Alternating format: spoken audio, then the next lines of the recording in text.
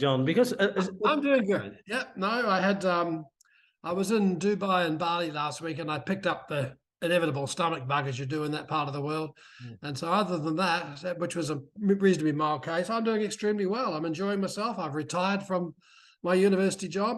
finally, But, oh, wow, I got plenty to do. yeah. Because last time you said you were already dusting off that clarinet. So as soon as I retire, you said I'm going to pick up the clarinet again. At least it was your ambition back then. It's still, I am, but it's the embouchure. It's the face muscles have gone. Yeah. And so I can do about, I was very proud I got up to 10 minutes, but I'm back to 5. 5 minutes. I know, it's hard. Yeah. I shouldn't complain, but after 30 years of not playing, all the muscles down there that you build up when you play the clarinet go. And age doesn't help, let me tell you. Yeah. But so clarinet is the only option. Well, there are other instruments like guitar, piano. Oh yeah, I've got a piano and I do that, but I've always done that. That's quite regular. It was trying to pick up those, get those muscles going again. So you finally retired since last year, you said? No, it's about the day my wife became deputy dean, so that I thought, no, she can fire me, so I'm going. So it was about almost 3 years ago now. 3 years ago. She became deputy dean at the Melbourne University. Yes. So you were direct colleagues. We've been colleagues for most of our life, actually. Oh, I see. Yeah. But this is the first time she was my boss, well, my work boss. She's always been my boss. Yeah, that's true. At home, yeah. So what I would like to talk about, John, an awful lot has happened in the world over the past 7 years, especially the 2 recent years, the Corona crisis. And that has struck the whole world, I think, and especially education. Many children received homeschooling. Many children didn't even go to school at all, didn't receive any schooling. So there was an enormous rise of inequities in education. And I was wondering how Australia has coped with the crisis and all the learning gaps. And so that's why I would like to talk to you to talk about Australia's way of dealing with the pandemic. So first of all, what happened to education during the pandemic in Australia? Well, I live in Melbourne, Victoria, and we have the unenviable record of having the longest lockdown city in the world. I think we're going to be beaten by a few cities in China because they're still in lockdown. But we had 400 days lockdown, schools were closed, did it in various periods. So if I'd gone to my university ethics committee and asked for permission to close all schools in the world and reinvent them overnight as a different system, and then put them all back together again, they would have laughed me out of court. But that's what happened. And so in one sense, it's a really wonderful opportunity to learn about the effects of the closure. And your opening premise is absolutely right. There was death, there was unemployment, there was equity, there was resources. And believe it or not, there are already 4 meta-analyses on the effects of COVID. Oh, wow. Yeah. Not huge studies, obviously all in the West. About 15 million kids, about 60 studies that have been published already. And the overall effect on achievement was minus 0.14. Trivial. Yep. Same effect as what kids lose over the summer. And so my question is, why, despite the incredible disruption, the workload, all the things you mentioned, why was the effect so small?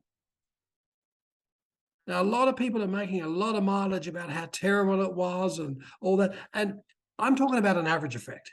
Yes, of course, there was massive variation. But that average effect across 15 million, I still think is stunning. And one of my arguments is that there's no such thing as learning loss. Learning did not stop. It kept going. And I wrote a paper on this not so long ago, looking at both the achievement effects and the well-being, social and emotional effects, which again, pretty small on average, about minus 0.1. And the interesting thing with the well-being ones, they snap back to where they were once kids went back to the regular classroom. And there's only one explanation for that small effect. And that is the incredible expertise of the teachers. The fact that they adjusted, worked overboard, and did their damnedest to make sure that that overall effect was very small.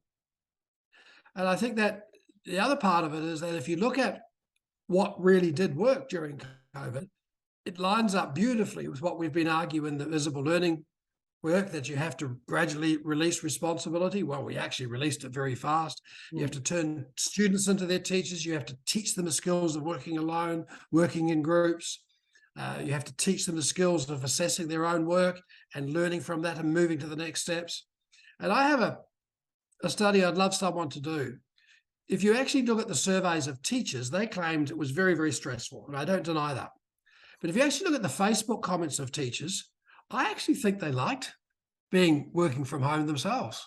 They liked the model where they didn't have to front up to kids 6 hours a day, that they were able to move from the old model where we talked for 90% of the time. We asked up to 200 questions requiring 3-word responses. 90% of our words and facts was about the facts. You couldn't do that online. You had to give up responsibility. And I think teachers moved into more of a triage notion like nurses do. They prioritized. They decided they had to work with these students or this student and then that student, as opposed to, I'm going to deal with all the students and accommodate and differentiate. It was a totally different way of thinking. And one of my arguments, which I'm losing, by the way, is that we should pause and say, what really did work very well during COVID? What did not work very well in the typical grammar of schooling? And how can we learn from that? And I'm arguing, and given there's the move here right across every state in Australia, forget COVID, it's over, let's go back to the old normal. I think the biggest travesty of COVID is we learned nothing. Nothing, because we're going back to normal. And haven't you? Sorry? Haven't you in your country? I have, yeah. Most people have. We still teach, you mean we still teach the same way we do the same tricks. We treat students the same way. We teach in the same manner. We have the same way of fronting our class, standing in front of the class. And losers. Yeah. So what did you different when you did teaching in COVID? Well, I did online lessons and I truly hated it. I was lucky enough to teach the final grade students. I had to come to school to teach many of my students because they had to do their final exams. And we all agreed in the Netherlands that online education didn't work for lots of students. I did some online classes, and most children didn't even turn on their webcams. So I only saw initials, 25 initials. And every time I asked a question, which apparently I shouldn't have done, asking so many questions, but they didn't even hear me. And they switched on the camera way too late, or they didn't switch it on at all. And they would say, sorry, Mr. Sprakel, I'm naked, I'm nude, I can't switch on my camera. And all these ridiculous excuses. So the reason... You would let them away in the classroom. Why did you let them away with not turning their cameras on? Yeah, well, we sent letters. Our team leader sent letters, but it's very difficult to... there is no way of enforcing these rules. At least they didn't feel the pressure. At least most of my students didn't. And I know many stories of teachers who were confronted with the same problems. So online teaching, it was really very surreal. It was not why I chose to become a teacher. I chose to become a teacher. I'm not arguing for a minute that distance learning is the right answer. No, I agree with you there. For me, it was a terrible experience, and I was lucky enough to that I could go to school once in a while to teach my class, because we agreed that the students who had to do their final exams were entitled real lessons, and that means physical lessons with a teacher in front of the classroom. So for me, no, it was not too much fun. And I haven't looked at the Netherlands data, but here in Australia, the data on the final exams is the students did as well, if not better, during COVID. Yeah, in the Netherlands, we had a lot of benefits for students because of COVID. So our government said, well, you've been hit so hard by COVID, you have 6 subjects, 7 subjects, you can skip one. So if your grade is below average, then we blame it to COVID and you can uh, push it away. So why don't they keep Yeah, it? Why do they yeah, do that wrong? yeah. And many times, at times we didn't even do final exams. We just looked at the average mark of a school year without doing the exams because that wouldn't be fair to students who missed out on so much education. So there were huge, huge benefits for students who had to do their final exam last year and year before. So the skipping of final There you go. the skipping of of the final final. exams, so you could just forget about a whole subject, about a whole you could skip Dutch. No, you can skip Dutch. You could skip English or math or science. That easy. So I think it's a very controversial way of repairing COVID damage. I don't think we repaired anything. Interestingly, there was a report came out last week here in Australia about writing and the writing scores going down. And there was a whole thing about students not as good as writing as they were compared to 3 years ago, etc. And I've seen that effect in other countries, but the interpretation's wrong. What happened during COVID is we stopped teaching writing. It was a teacher effect, not a kid effect. Because writing is one of those subjects that requires a lot of surveillance, a lot of engagement, a lot of scaffolding, a lot of interaction between kids and teachers. And that effect is more like minus 0.3, minus 0.4 from COVID. So that's a big one. One of the other things that I liked that we worked a lot on during COVID is a notion we call Teach Back Tuesdays. Every Tuesday, the kids have to teach back what they've been learning during the week to a peer, to a sibling, to a parent, to a teacher. And that really put a massive onus on the kids to be much more deeper in their understanding. So how does it work? Teach Back Thursdays. So you say to the kids, okay, next Thursday or whatever day it is, next Tuesday, whatever, you're going to have to teach back what you've been learning over the last week to another student, to a group of students, to your parent, to the teacher. And it puts a lot more emphasis on kids being self-regulated, learning how to explain to other ones. And it's that old notion that you learn more by preparing to teach than you do by sitting in a room, someone talking to you. And it was a very successful intervention that took all the research on peer tutoring and kind of used that without the downsides. And so, like Singapore, for example, has now mandated that every 2 weeks, 1 day has to be spent learning online at home. Now, my argument is that's a step too far. I would argue 1 day a month, if not 2 days a month, you should be doing kind of distance learning thinking at school. And it means that the teachers have to prepare their students differently, not just stand up and talk the whole time, but actually get the students to understand what they're doing so they can teach back, because surely it's the most optimal exit ticket from any class. Can you now teach someone else? The other thing that I think happened in COVID a tremendous amount is you couldn't cover the whole curriculum. You had to do less and go deeper. Isn't that a good thing? I think so, yes. Yeah. And so I think that's the effect of COVID. There's a lot more research to be done. And I don't deny for a moment there are some massive losers in the COVID, and it's not the usual equity groups. Like we know bullying went down 40% during COVID. We know many of our brightest students who are incredibly dependent on the teacher didn't do as well in COVID. Some of those who are disruptive in the classroom did a lot better in COVID because they couldn't be disruptive online in the same ways. So there's lots of winners and losers. I'm still fascinated that the overall effect is so tiny. And I think that all those doomsayers just missed. And the paper I wrote, by the way, I'm very proud of the title. It's called Ode to Expertise. The teachers. Yeah. The other thing that happened is, like, I'm still yet to find a single country in the world where the system, the government, the ministries came up with policies that help you guys teach and lead during COVID. It was the biggest revolution from the bottom up. And I'm a great fan of new democracies and getting involvement. And I just think we need to learn that how come I saw more collective efficacy of principals talking to each other. What are you doing? How's it working? It's not working. That discussion was so powerful across schools, let alone within schools. And we've gone back to the old normal. We wait for the government to tell us. We have.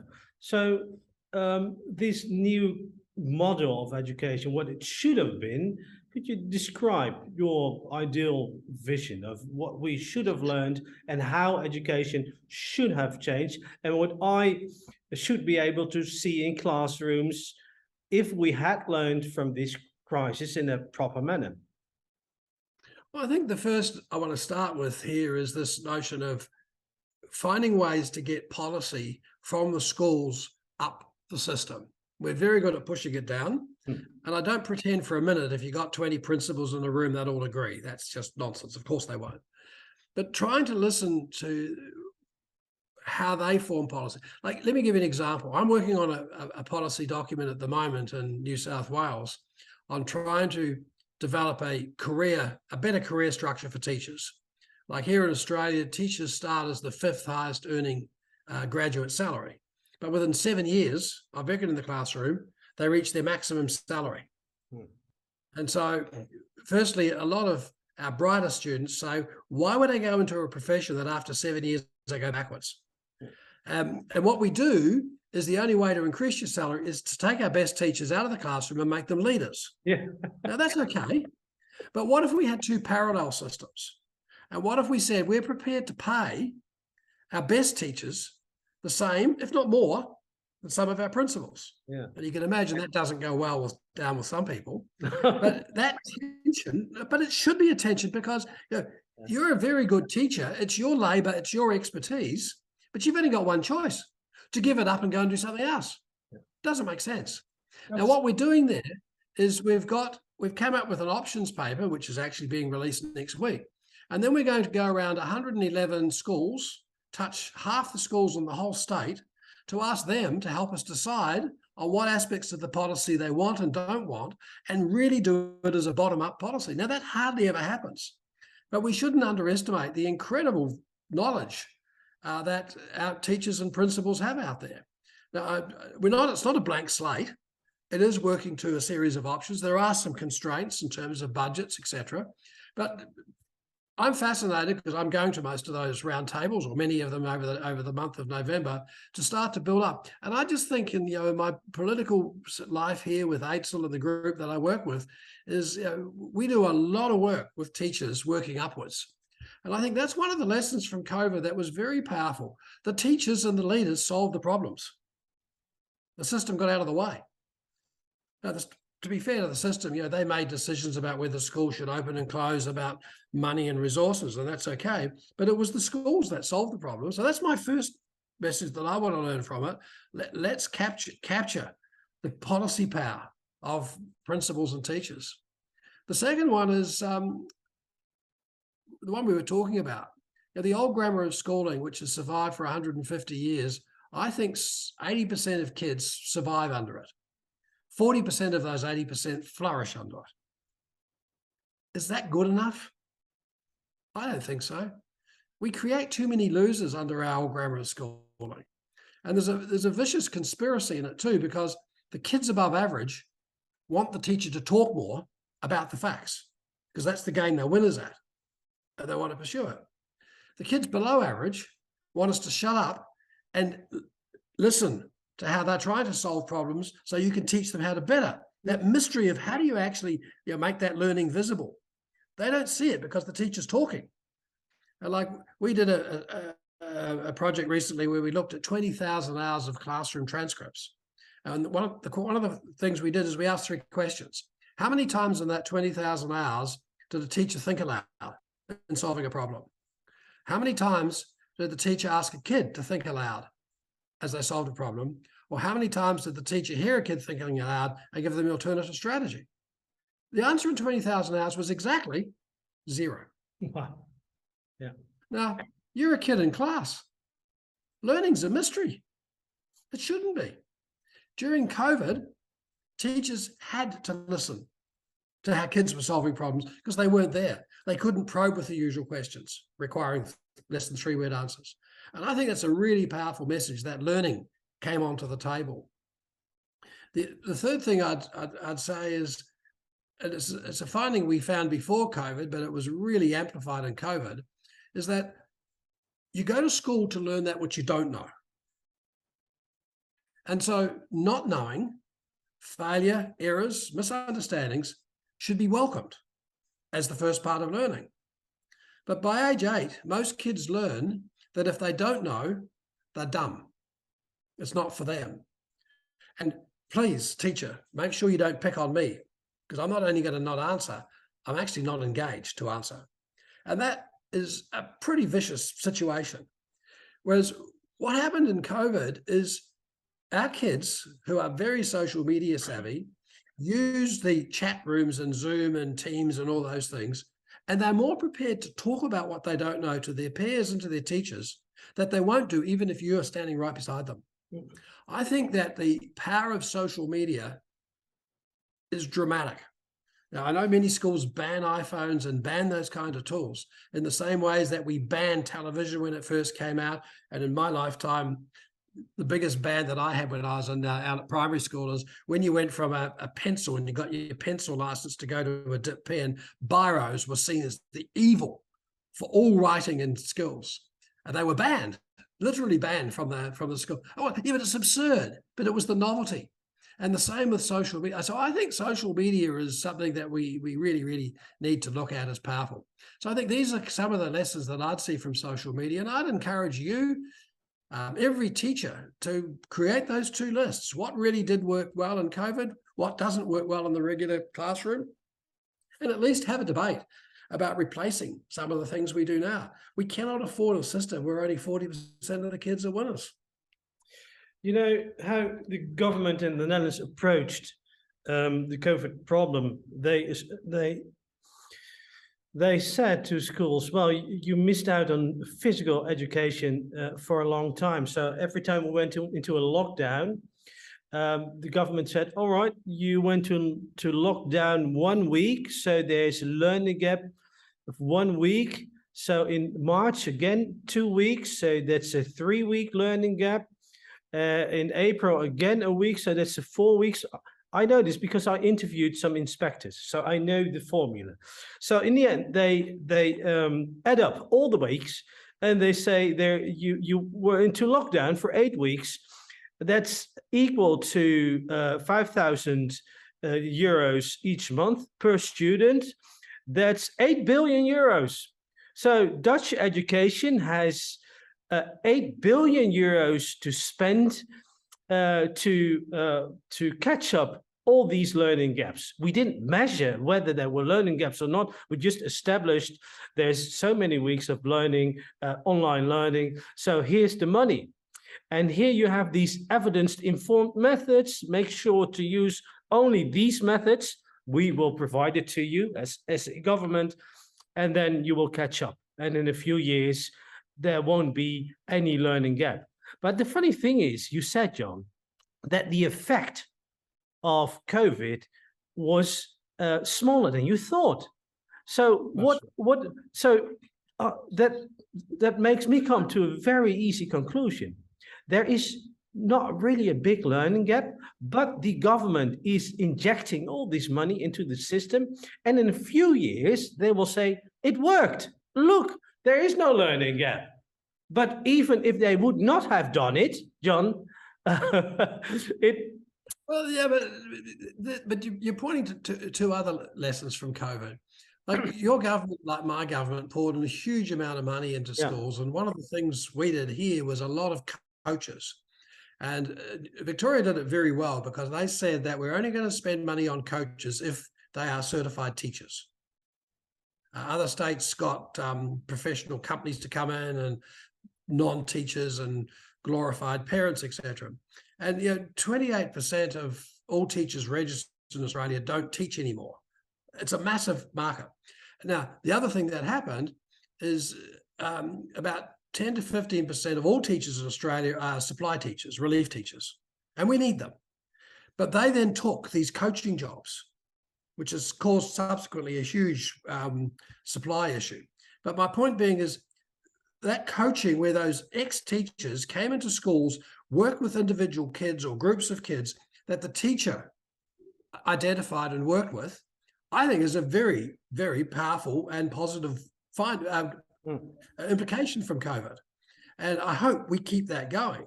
And I hope that those coaches, provided they are working alongside the teachers and not taking them out after school and tutoring in that old-fashioned way, I think it's a very worthwhile thing. So yeah, I'm with you. I hope that some of those things do stay. But let me raise another one. We introduced a new word in COVID that we never ever see in education. Like, we've talked for years, and I've certainly talked for years about effectiveness. But we then started talking about efficiency. Like, I interviewed this 14-year-old boy during COVID, and he said, let me tell you what happens in my school. He said, in my school, every night around 6 o'clock or 7 o'clock, the teacher sends us what our next day's work is. He said, I get up at 5:30. I've done it by 8:30. I spend the rest of the day playing games with my friend. He said, I spent 2 to 3 hours doing a day's work. What do I do at school every day for 5 to 6 hours? Now, if that kid did his schoolwork in school time half the time, he would be punished because the teacher would have to find more for him to do to fill in the time. Yeah. And so this is a big implication here, and I know it's pie in the sky, but some countries are doing it. Why not in the Netherlands and Australia? Why don't we go to a 4-day teaching week?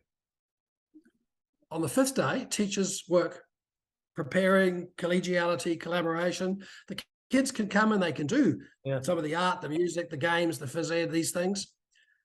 Why do we think more is better? Like, here in Australia, we have the longest school day and school year of any OECD country. Twice that of Finland, twice that of Estonia, and the results are worse. Efficiency is a very good concept that we can learn from COVID. Why don't we do it? Well, because we have always done it that way. There is no other reason. That's why we do many things in education, John, because we have always done it that way.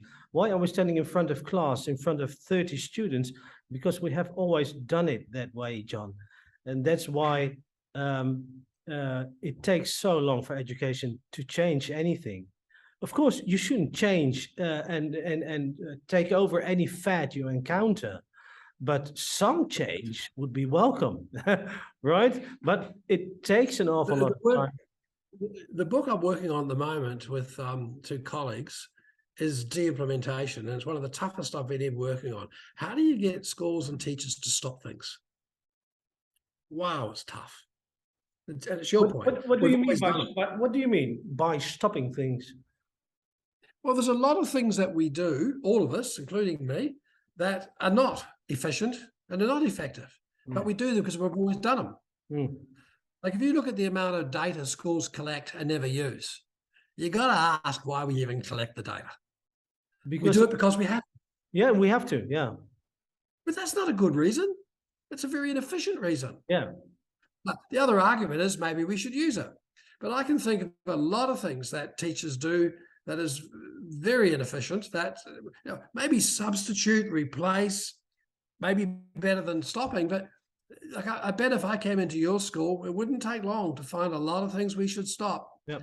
But we don't. Yep. Now, what we're doing is we're looking mainly a lot in the medical area, where doctors give, surgeons give patients regimes to follow if they're sick or they're overweight or whatever, and they don't follow them. And so they don't work in their own best interest. And so there's a lot of good psychological work in there we're using, but we're really trying to look at how do you do this, because the workload of teachers is pretty horrific. One of the ones that can make a dramatic difference, I don't know if this happens in your school, is if you have a school-wide curriculum process and teachers collectively share resources, pool the resources, build a bank of resources that relates to a common way of thinking about curriculum. It dramatically reduces workload. But some teachers hate it because they think it's their right to spend an inordinate amount of hours creating lesson plans. And if you, for example, if you measured every single night around the world, every teacher goes home and prepares lesson plans. There's 1 billion of them on the web now. Surely it's the most inefficient thing we do. Yeah.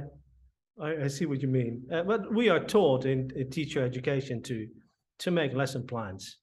You won't graduate if you don't hand them over your lesson plans. So it's really an innate, integral part of being a teacher. The best title of a book I've ever seen, 1956, Teaching is a Subversive Activity. Go on, be subversive. Yeah. Yeah, but imagine, John, being a Minister of Education or a Secretary of State, and you don't change anything for 4 years. You leave it to the teacher, and that would be insane. What's the use of being a minister? They have to change something. Yeah, but they like to change structural things. They love to tweak curriculum. They love to open new buildings. They like toilet blocks and science fairs, and what a wonderful thing for them to like. Now, don't get me wrong, I work with ministers on a very, very regular basis, and they all have their hearts in the right place. They always want to make a difference, and most of them actually know a hang of a lot more about educational research than they're given credit for. But one of the things when you're a minister is you want to change at the system level. You don't want to change one school at a time. And some of the ministers I've worked with do really quite impressive things. But I still think that we need to capture the profession as well. And like even doing school-wide curriculum planning can help reduce the workload and make it more effective for the kids. I think there's a lot of the work now from COVID about online lessons. Like I bet in your subject there's oodles and oodles of videos of teachers teaching what you're teaching. Why don't you take the risk and use some of that so you can spend your time actually teaching whilst the kids are being taught more generically by a video? Then you can walk around, you know your kids, you know where to work with them. Why do we think our job is to stand up the front and talk? That's a good one. Well, why don't we use more social media and YouTube and online teaching? Because, well, what I experience is as soon as my students grab their phones, they're not using it for learning. They're using it Correct. For Snapchat, Instagram, and TikTok. Yep. That's really hard to suppress.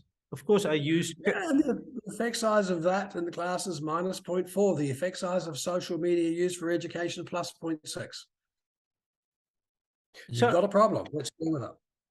So how do you use social media effectively in classrooms? Do you have examples? Yeah, there's many, like take Facebook. There's many apps out there like Edmodo and things like that that have all the features of Facebook without the downsides. And I think we're getting smarter and smarter about how we use that social media. So yeah, you're right. The kids are going to do it anyway. And I think rather than ban it, we need to find a way to capture it.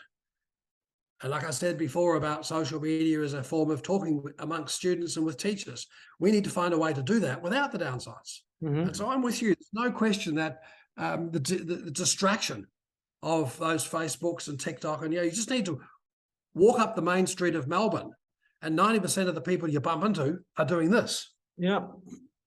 And that's the reality. Now, we can deny it or we can use it. Let's find a way to use it. Yeah. So when I have my lunch break and I'm taking a stroll through the canteen, my students don't talk anymore. They're laughing together, but they're not having a conversation anymore. It's just they're just playing their games and checking their social media. And of course, when we relate back to our own school period, it's wrong, but it's today's reality. You can't change it anymore. It's the way it is. And of course, we disapprove because we always compare today's situation with our situation back many years ago, and then we consider it wrong.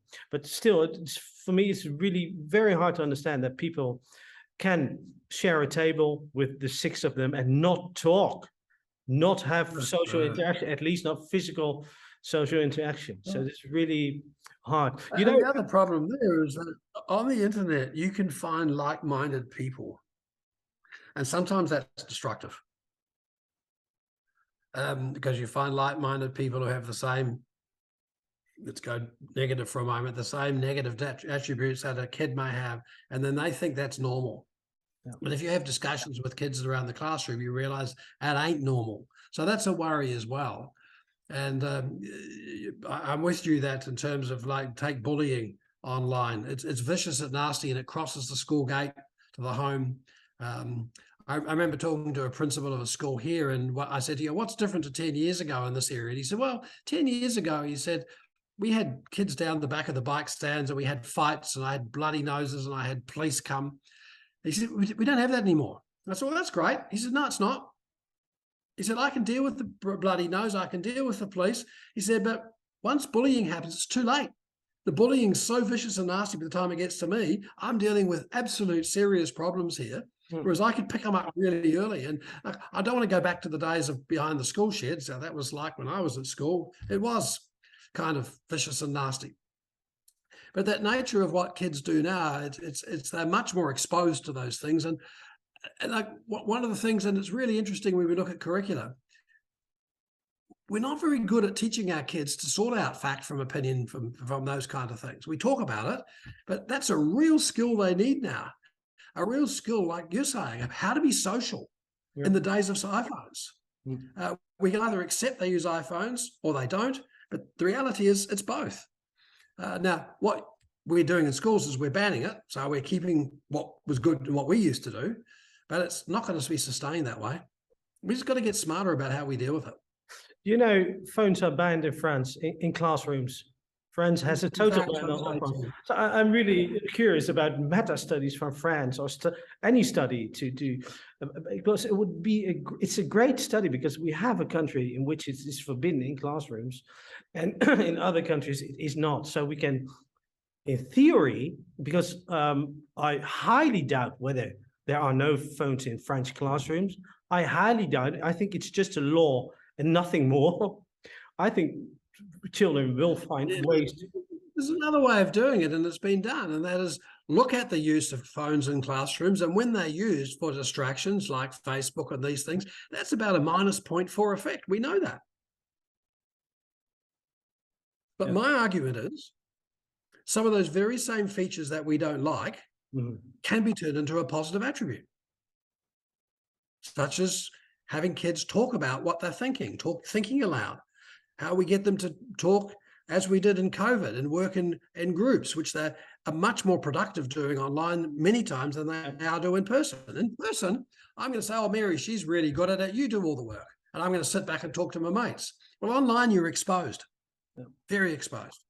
And I think we learned as teachers, you can't just say, go into a group and work. And so online, you're more able to monitor whether Mary and you and I are doing our work. Now, I'm not pretending it's all easy, but I'm saying we really need to be smart and stop thinking that these things are going to go away and start thinking about how we can use the positive attributes of them. So let's zoom in a bit on classroom level. Which of the, well, nowadays, by the way, we don't talk about evidence-based anymore. Last time I interviewed you, evidence-based was the fad word of 2016 or 2015. And now it's almost forbidden. We don't talk about evidence-based anymore. It's evidence-informed. Why the change, John? Oh, it's like most things, like professional learning communities, collective advocacy, they get abused and misused. Like when the DeFores invented professional learning communities, I said to them at one point, you should have copyrighted the name that it means this, because people now have a meeting and they call it a professional learning community, which was never their intent.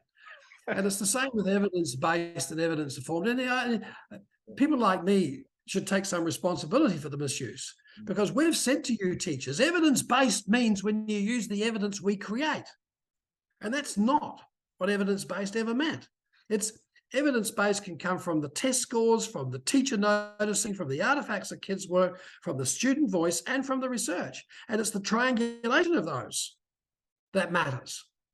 But evidence-based soon became, you got to use research published in journals, and maybe it should be randomized control trials and all that nonsense. So I understand why people have reacted to it negatively, because it did become too narrow. Now, evidence-informed gets closer. My current jargon is evaluative thinking, how we make value statements and value to think about the evidence. Because my argument is the evidence and the days of evidence are kind of over. It's the days of interpreting evidence. And I want the emphasis on How do you go about interpreting the evidence? And I have the right to critique your interpretation as you have the right to critique mine. And that's what makes the difference. Like it's like COVID's, the backlash is still to come to the medical fraternity.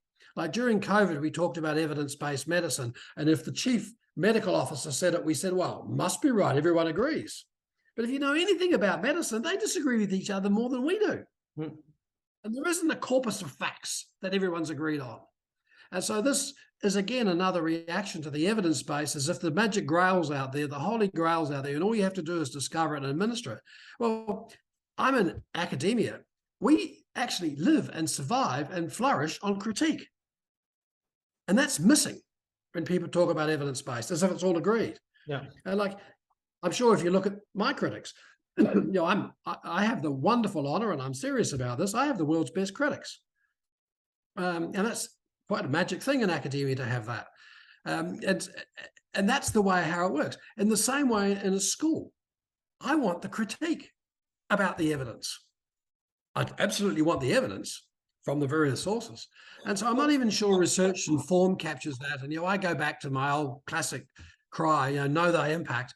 Let's talk about the impact of what you're having. Let's see if you can defend it and justify it to your colleagues. Let's get the critique going. And that's the power of professional learning communities. That's the power of collective efficacy. When that critique, when there's high trust, when there is critique, that's where we need to get to. I would like to discuss two more topics. I have to teach at 9, so I have to mind time. What's your class today? Well, English. Well, that's about it. English, I think. Oh, come on, be specific.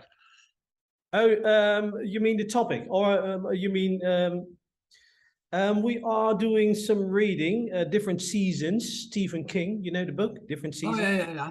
Shawshank Redemption, the chapter. Yeah. So, and they have a test today. So, 16-year-olds. Yeah. And what do you learn from that test? Well, first of all, to read more than one page at the time, because their attention span is really small.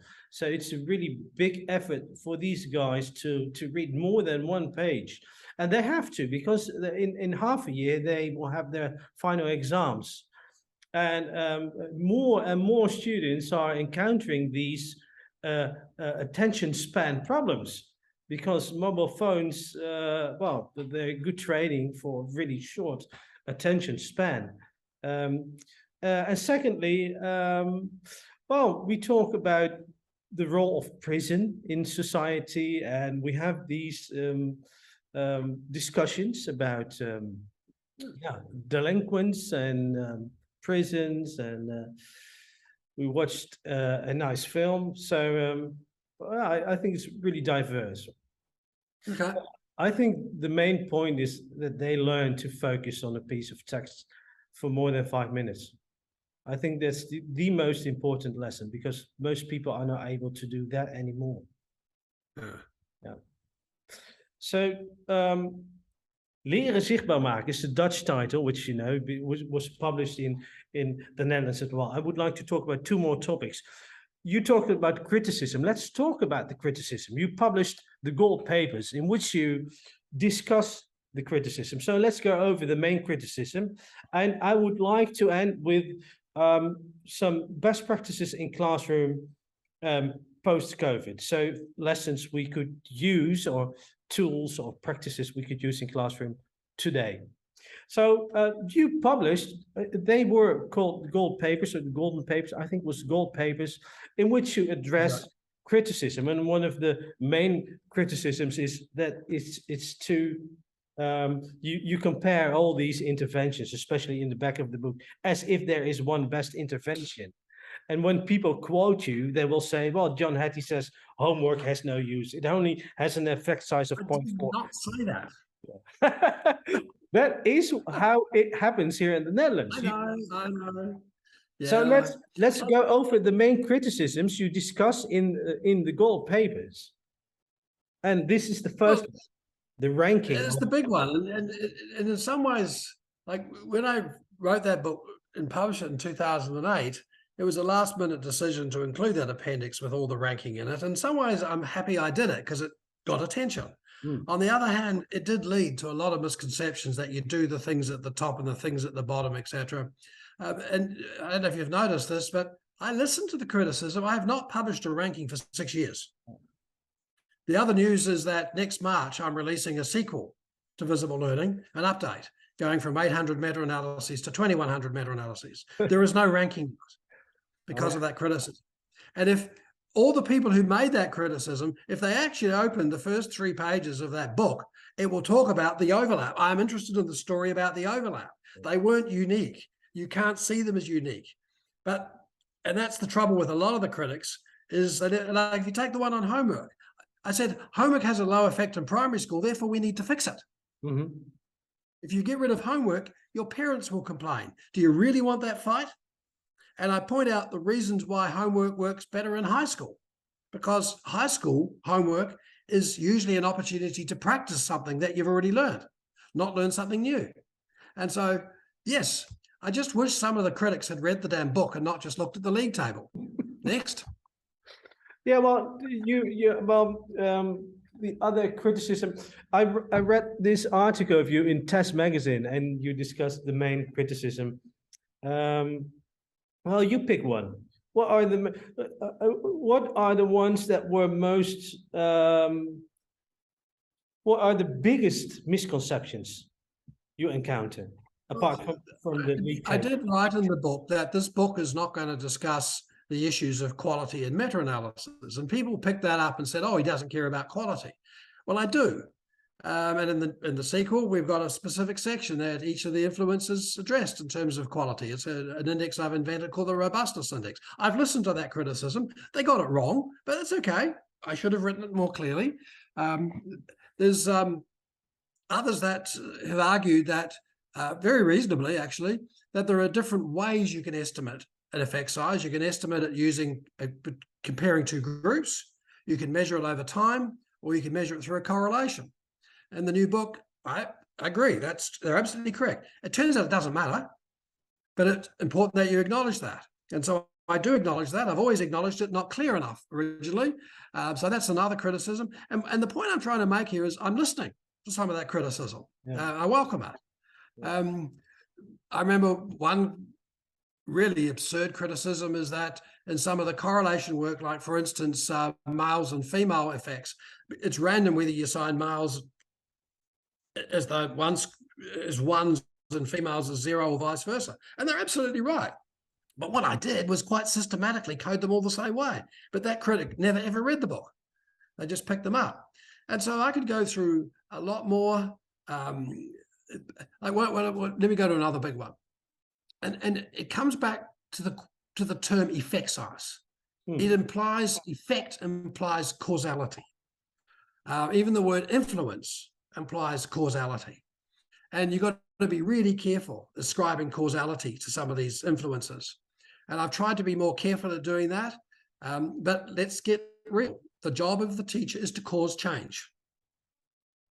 And so there are lots of ways that you can pull things together to say if these things lead to improvements. You've got to be careful, and I hope I am being careful. Other people just don't like meta-analysis. Well, I'm sorry, it's just a method. And it's like random control trials. There's some very bad ones and there's some good ones. There's misuse of them, there's non-misuse of them. In the first book, I called some of the areas where they were really lousy. And I sometimes get into trouble for that I pick on those particular topics, but hey, they're pretty lousy. And so I've spent more time in the next book attending to more of that. So I am listening to the criticisms. The other thing is, in the first book, no surprise, I had no evidence about whether it would work in schools. Now, since then, we've worked in around 10,000 schools around the world, putting the model in place, your country as well as mine. We've got an incredible amount of data that we've collected from that. I'm using that as well in the book to show it can work if you do these things. I think the other thing that was not in the first book, I didn't have anything on learning and learning strategies. That's there now. I didn't have enough on classrooms as a social dynamic. There's more of that. One of the biggest problems in schools is that most schools don't have a clear articulation about what implementation is. I'm spending a lot more time on that. So I'm listening to those critics. I hope I'm I'm sure I'll get a whole new bunch with the sequel when it comes out. Yeah. But I am so honored to be the world's best critics. Yeah. In Test Magazine, you refer to your friend Carol Dweck as well, who is Yes. dealing with the same problem. Growth Yes. mindset is having exactly the same problems. Oh, incredibly misinterpreted, and she said it 1,000 times. Like her major argument is there is a time when growth makes a difference over fixed, and that time is when kids are confused, don't understand, anxious, all that kind of stuff. But if I said to you, like at the end of this talk, I want you to go out and walk through that wall, I hope you don't have a growth mindset. It will give you a headache. Yeah. And she's been systematic, but people have misinterpreted it. And it's like mindfulness. They run all these classes, and, kids love them, parents love them, but they got zero transfer. Like she actually had the first program ever, Brainology. She killed it because it didn't work. But people forget that. Yeah. And so we've had long discussions, Carol and I, about how you deal with this. And it's partly, as I said to her, I don't ignore it, but I never respond to articles that are written. Because then you get into he said, yo said, you get down to the minutiae. I welcome the criticism. But in the sequel, as in the gold papers, we deal with it. And if you read that gold paper, I don't pick out any individual and highlight them, is what happens typically in academia, not necessarily a bad thing. And it's been a very rare time where I've engaged in a correspondence back and forth. I've done it a couple of times. But I just think that critique is the essence, and I'm happy for people. Now, I get a bit narked when people say, oh, his work's critiqued, as if it's wrong. I think it's more right when it's critiqued. Yeah. And in the end, of course, the balance should tilt to the positive side. If you're only trying... Oh, I don't agree. The exact opposite. No, I think it's opposite. No, I mean, not the criticism. I mean, for you as a researcher, you should focus on the positive side of your work more than the negative side. Otherwise, where do you get your energy from? Let me be careful. No, let me be careful here, because I'm a great Karl Popper fan. Our science progresses because we ask, what evidence would we accept that our arguments are wrong? If you ask what evidence you accept that your answer is right, we always find, as a teacher, you always find 3 kids that are doing stunning in your class. And you can say, I'm a great teacher. But what about the other 20 odd? And we should always be looking at that other 20 odd, other 20 kids, if we're going to improve. And so I know you're not exactly saying that with a negative, but that notion of how can I improve my model? What evidence will I accept I'm wrong? That's what and like every time a new meta-analysis come out, it's a threat to my model. And I think that's wonderful, because I'm saying something. If there was no threat, I'm saying nothing. So I actually, whilst you're right, it's not quite the negative, I am continually asking, what evidence will I accept am I wrong? And I'm hunting for that. Great. Well, my last question is about, interventions that work in classrooms at the moment, because we're 7 years past our last interview. So in Holland, for example, this is a very positive theory. Cognitive load theory of your colleague, John Sweller, a theory every teacher should know about. And you said in one of your interviews, maybe in Test Magazine, if you add up all the information that students have to remember during their school day, it's insane. And of course, you can say as a teacher to yourself, well, I'm only teaching present continuous and past simple today, but we forget about economics, we forget about mathematics, we forget about science. This is a must read for every teacher, and luckily there's a translation in Dutch right now. So are there any other theories we should know about as a teacher, and or interventions that have helped tremendously in this pandemic and post-pandemic period? Like, it's no surprise that we as teachers love to talk about teaching. We've got teaching methods, teaching magazines, you name it. But if you're a kid, it's all about learning. And I don't think we're very good at learning. Like, take cognitive load theory. It's a very, very powerful theory. And I esteem John as a colleague and as really made an incredible contribution. But one of the things I think we need to be smarter about, particularly in cognitive load, is how do you teach kids to overlearn? How do you teach kids the connections between ideas. So kind of the coat hangers that hang all that past participles, present participles on. And that's the thing with cognitive load that John talks about all the time, that sometimes we see cognitive load as the barrier.